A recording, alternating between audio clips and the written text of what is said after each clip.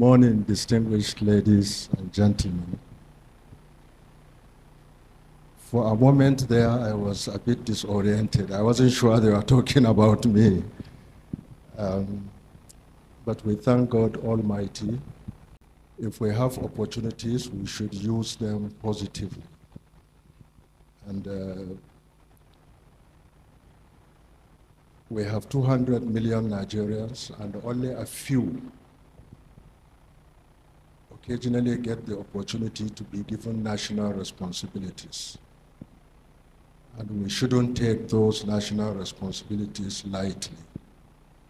And we should do our best for our country under any circumstances. So I'm grateful to Almighty God for giving me opportunities. I did my best under very difficult circumstances. And I think it is important when we discuss patriotism and the patriots for progress and development of our country, that we recognize what is required is doing our best under any circumstances. So I have been asked to speak about a topic assigned to me, which is Rise Up Patriots, Take Pride in Our Nation.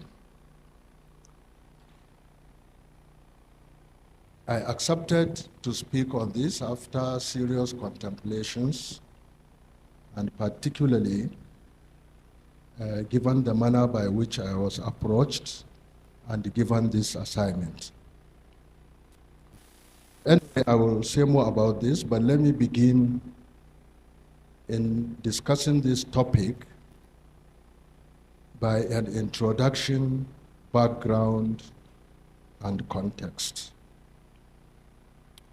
I would like to, first of all, thank the organizers of this event for inviting me to be a special guest of honor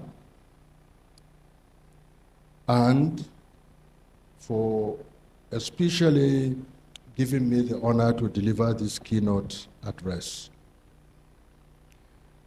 I'm very pleased to accept the invitation and be here with you today in this important and I believe very well thought out event. I wish to begin by commending all those behind this initiative, which I believe has arisen from a careful and passionate consideration of the current Nigerian situation in the context of its past and where it ought to be in the future. No doubt, in comparison to Nigeria's current socio-economic and political situation, in many fundamental respects, Nigeria has had a glorious past, and we must always recognize that and appreciate it. It evolved out of colonial rule and developed as a shining star in Africa, and with a decent and dedicated crop of leadership in the First Republic. Leadership who are relatively selfless and who are focused on building a thriving country and also on addressing the welfare and the well-being of citizens, as well as the general socio-economic and the fundamental basic needs of our people. It was an inspiring leadership. They were not perfect, they were humans, but they did their best under very difficult circumstances. And that is why when we reflect about the qualities of leadership in the past, we become nostalgic and we become worried about the quality of the current crop of leaderships that we have had since then. In the immediate post-independence period, indeed, in spite of the very unfortunate civil war, up to the mid-1970s, Nigeria was considered a beacon of hope for Africa and for all black people in the world. Regrettably, since the late 1970s, things degenerated in literally an accelerated and spiraling manner. Nigeria's global ranking plunged from the celebrated giant of Africa and the beacon of hope for all black people to a crippled giant. And in fact, at some points in the 90s, even to a pariah state. And contemporarily, to even what globally is said to be the poverty capital of the world. Indeed, when we read the literature in democratic development, in terms of state or country being able to address the fundamental needs and the aspirations of its people, currently, Nigeria is even being considered by some as a failed state. I do not believe Nigeria is a failed state, but I think it is a failing state, and if we are not careful, it can become a failed state. And that is why all patriots need to join hands, need to work hard, need to struggle to ensure that Nigeria does not become a failed state. We have to reverse this negative trend. We must keep hope alive, and we must join hands and do what it takes to really reform, revitalize, and reposition our political and governance processes so that Nigeria can become as glorious, if not more glorious, than it was in the past. Now, in this context, or given this context, the attitude of many Nigerian citizens has gradually changed from hitherto vibrant, assertive, confident, united, and proud citizens to a pathetic situation of disenchantment, hopelessness, disillusionment, nonchalance, apathy, and regrettably even exit from the political and the governance processes in our country, which ordinarily require active engagement and strengthening.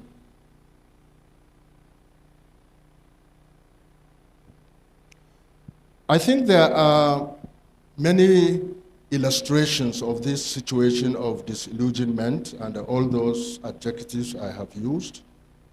This situation is unfortunate, but I think what is even more unfortunate is the fact that citizens have abandoned voice, and they are moving, in fact, have moved in the direction of exit from the political, the governance, and the even community engagement requirements of a citizen and of a patriot.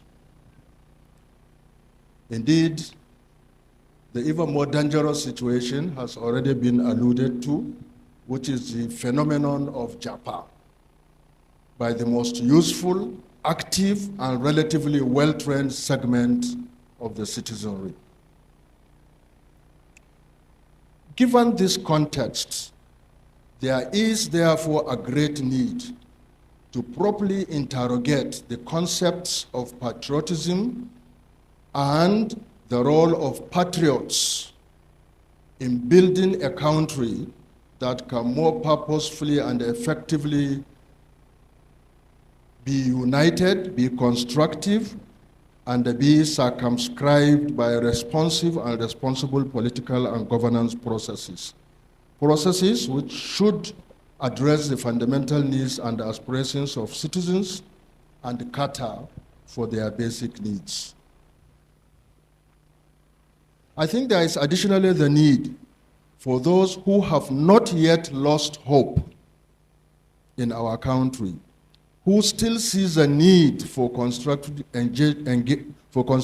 engagement to rescue our country from the precipice, to organize rather than agonize, and to take measures to revive and revitalize hope and patriotism for Nigeria's progress and purposeful development.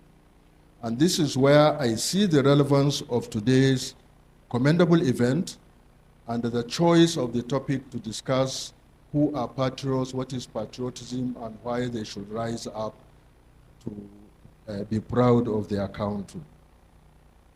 So in what follows, I briefly discuss the concept of patriot and patriotism, and then articulate a perspective on why Nigerian patriots should be energized by patriotic fervor and patriotism to help rescue our country from a trajectory of self-destruction and to revive and reorient its politics and governance towards purposeful socio-economic development that can meet the needs and the aspirations of our citizens, as well as make our country reclaim its position as a truly giant of Africa that can inspire other African countries as we have done in the past. Let me confess that in all my 45 years and counting, as a certified, if not certificated political scientist, I've been teaching for 45 years now at Bayero University. And, but I want to confess I have never written or published anything on patriotism. And in fact, because of that, I almost refuse to accept to speak here on this topic. And do you know why? The reason is that there is a general saying, and unfortunately, although it is a saying, it has become almost generally accepted that patriotism is the last refuge of a scoundrel. You often quite hear this, and many people tend to believe that. And to a large extent, that's probably the reason why many people really increasingly, when they are faced with challenges of existence, existential challenges, they tend to abandon patriotism and refuse to be active patriots for rescuing their countries. For those of us in this hall, I believe everybody knows what a scoundrel is, but if you don't know, a scoundrel is a scoundrel, is that the right pronunciation? Is a dishonest, unscrupulous person, a rogue, a rascal, good for nothing, and unprincipled person. So if people say patriotism is the last refuge of a scoundrel, then many people think that patriots are just all of these things described. And so they think that it has no value. And without orientation and reorientation, also it becomes a notion that is counterproductive. And unfortunately for us, in many countries such as Nigeria, such characters hide under the notion of patriotism to commit all sorts of atrocities against their countries while espousing love for their country. Patriotism has been so much abused by such people in their actions and practices that the concept has almost lost its meaning. And that is the reason why, when approached to give this keynote address, I hesitated and almost declined.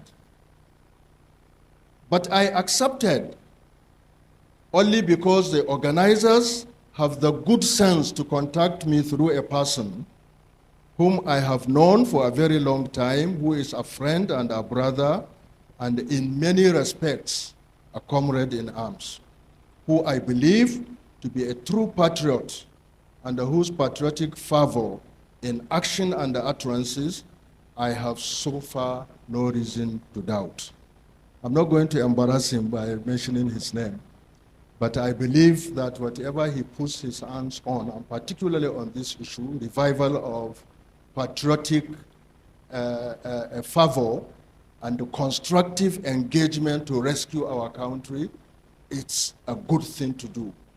And it's very, very important. All of us who are here should give reflection to the need to have as many as possible people who really are truly patriotic, not just scoundrels who want to hide under the banner of patriotism to further destroy a country. Those who are truly patriotic, join hands, organize, be active, engaged in both the political and the governance processes so that we can rescue our country. The challenge is that politics and governance, because of what we see happening, quite often we assume that it is so dirty, nobody wants to get in to soil his or her hands. And the result is that we all sit on the fence and we watch and we let bad people continue to wreck our country. So one of the most fundamental issues, therefore, if we want to revive patriotic fervor and the engagement to rescue our country, is to actually get involved. You cannot be an onlooker, and being an onlooker means continuous frustration and agony while you watch bad people doing bad things and creating more challenges and crises in our country and to all of us. So it is highly significant that an event such as this, which are well-meaning and well-intentioned, we use them as an opportunity to, even if briefly, to identify who are the genuine patriots, what patriotism entails, and the preoccupation of patriots. And so what I have done is to remind us who a patriot is and what patriotism should mean, in the true sense of the word, not in the way in which it has been bastardized. One definition says that a patriot is a person who loves, supports, and defends their country and its interests with devotion. Now, this is so general that quite often it may imply that patriotism is blind following of whatever are defined by the leaders as the interest of the country.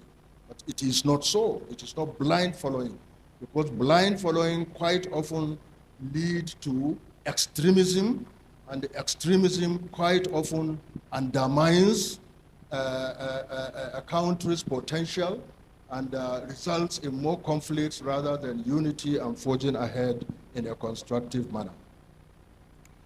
Patriots desire to see their countries succeed.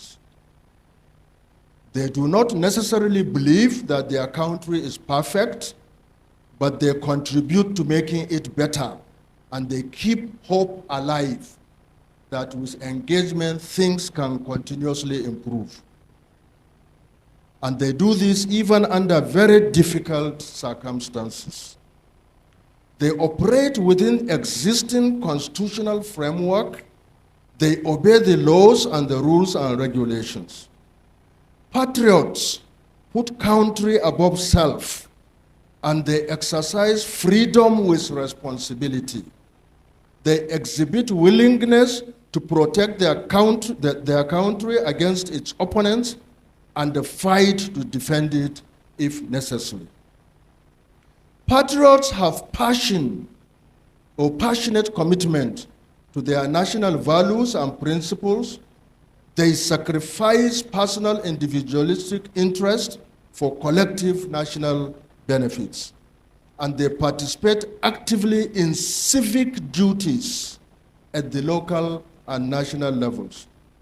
Additionally, they feel obliged to pay their taxes, for example, to respect the flag, and even sing the national anthem,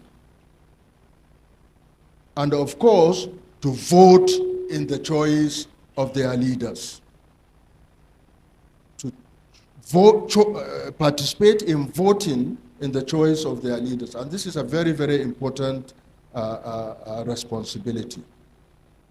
In addition to voting, of course, they need to also keep on and constructively engaging their representatives in order to ensure the delivery of quality public goods and services, and generally, they also try to stay informed and involved with the political and governing processes in their country. And significantly, even when things get bad, they should also be passionately involved in the quest for solutions through activism so that wrongs could be made right. Now, patriotism is basically the value orientation that characterizes and circumscribes patriots, that galvanizes them, motivates them, and even describe their actions as patriots. And although patriotism is said to encompass diverse perspectives and expressions, principally, it can be identified as the driving force that improves behavior and actions towards positive engagement in order to foster national unity, cohesion, and to ensure a people's-oriented and beneficial development processes in their countries. Again, as I mentioned earlier,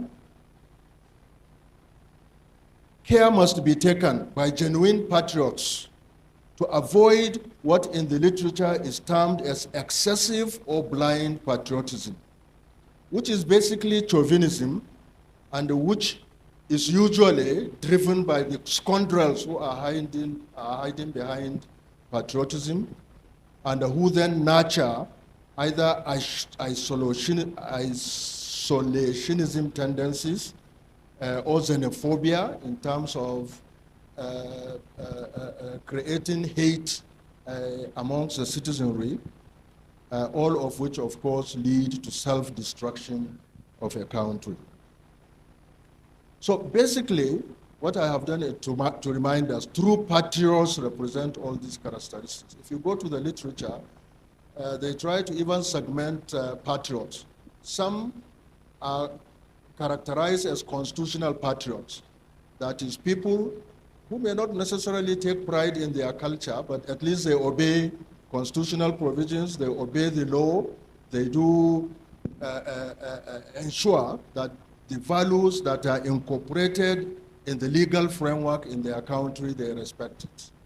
You know, others are called cultural, socio-cultural patriots, people who want to promote their culture, who want to take pride in their culture, but who may not necessarily respect the rules and the roles under any circumstances. So there are many gradations. For me, a patriot should be a fully rounded citizen. You know, you must respect your heritage, you must take pride in your history and culture, but you must also be a citizen that obeys the laws, a citizen that votes, because if you don't vote, you are already creating the condition for reckless people to get into positions, public positions of responsibility, you know, and to create more problems rather to solve fundamental needs and aspirations of the citizens. But a whole-round patriot is the one who has all of these characteristics. And we have some in Nigeria. You know, the challenge is how they can work together, whether young or old, whether from any of the geopolitical zones, so that they can drive a process that can reform our politics, that can reform our governance, and that can assure beneficial development process in our country. So why is it necessary for patriots to rise up and rescue our country? I believe that in countries such as Nigeria, which have vast potentials for socioeconomic beneficial development to the people, but in which such opportunities have been squandered, vandalized, and even exploited for self-serving objectives, it is necessary to call upon a few remaining activists and genuine patriots to get organized and to help rescue our country. They need to have, or rather they need to wake up and rise up, as the topic suggests, in order to contribute positively to progress and development in our country. Citizens need to be enlightened, need to be sensitized, educated and mobilized, and they need to get out of the current situation of despondency, inertia, apathy, hopelessness, and they need to get constructively engaged in the reformation, cleaning up, revitalizing, and improving our governance process in this country. Nigeria's political and governance processes need to be targeted towards satisfying the needs and the aspirations of our people. I hope I have given you a lot of food for thought, and it is very, very important that as you have started, and this is a very, very commendable initiative, we should be able to motivate others to replicate what you are doing. And then at some point, all of these groups join efforts so that we can drive a process of positive reform in our country. In conclusion, I would like to say, or rather reiterate, that patriotism is necessary and desirable for national unity, for cohesion, for progress and development, which is beneficial to our people and our country. This is even more so in our country, Nigeria, given our diversity, which has been manipulated and primordial sentiments have been exploited for the benefits of a reckless group of leaders, but in the political and the governance spheres. To rescue this situation, we require genuine patriots who can help build, unite, and develop our country. Of course, it is important to recognize that love of country and striving to defend it is not the same thing as love of a political party or a leader or even a government in power, because sometimes we confuse them. And when you think love for government in power is what patriotism is all about, when the government in power disappoints you, then that is when you either become apathetic or you disengage. So patriotism is love of country, country to be better, country to succeed, country to satisfy our fundamental needs and aspirations as citizens. So therefore, it implies while a government in power does the things that we are all struggling and aspiring for our country, we must support it, we must encourage it, we must give ideas in a constructive manner. But when that government fails, we must also engage in the struggles that can bring reforms that can ensure that the country is repositioned in such a manner that our needs and aspirations can be addressed. Again, and it is a historical fact that patriots, while the patriots help to build a country, others hide behind patriotism to destroy it. So it's very, very important whatever we do, whether in our actions or in our utterances, we also, what do we say in this common saying? We separate the chaff or the seed or wheat from the chaff. Very, very important. Because often Struggles by genuine patriots are undermined by failure to recognize scoundrels who are hiding the gap of patriotism and who are there to actually help undermine the genuine efforts that are being made. So it's very, very important to also recognize that. But when all is said and done, patriotism and patriots are necessary requirements for nation building, for national unity, for cohesion, for pride, for national reconstruction, and stable socio-economic and democratic development. For this reason, I have no hesitation joining in calling upon all genuine Nigerian patriots to rise up, as the topic of today's presentation implies, and to also take pride in their country. Do not denigrate your country, do not undermine your country, and defend what is good in our country. What is bad, be committed to engaging with others in order to bring changes and repositioning from bad to good. And as patriots, we must, by our utterances and actions, help revive hope among those citizens of ours who have lost hope, who are losing hope in our country. And we must also, very, very important and significantly, engage our youth. We must make them see the folly of this tendency of Japa. Japa doesn't help anybody. We know, and there have been studies. I mean, when we struggled to improve the Nigerian university system in the mid-1980s, you know, all the so-called struggles of us were at that time. Many brilliant, all these doctors that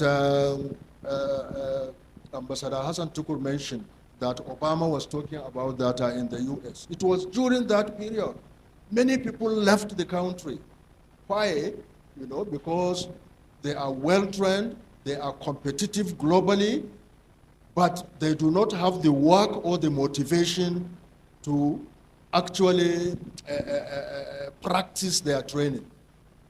You know? And meanwhile, they were being harassed by authoritarian, despotic, I'm sorry to say, military leaders at that time.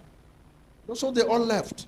And many of them are there, you know, driving other economies rather than ours. But the point I want to make, particularly for the young people who are Japa, invariably, any one of them who gets to about 70 is thinking about coming home.